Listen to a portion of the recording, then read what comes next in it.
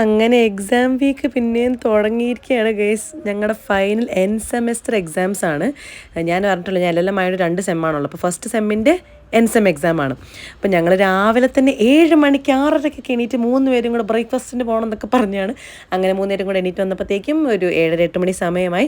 അവിടെ നിന്ന് വട എന്നെ വിളിക്കുന്നുണ്ടെങ്കിൽ എനിക്ക് വട അത്ര ഇഷ്ടമില്ലാത്തതായതുകൊണ്ട് ഞാൻ കഴിച്ചില്ല.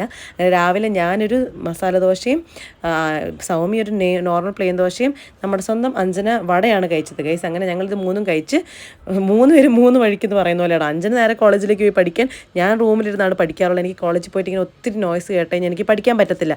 പിന്നെയുള്ള നമ്മുടെ സൗമ്യ, അവൾ വർക്കിംഗ് ആണല്ലോ, അപ്പോഴത്തേക്ക് അവൾക്ക് നൈറ്റ് ഔൾ പോലെയാണ്, അവൾ രാത്രിയാണ് വർക്ക് ചെയ്യണത്.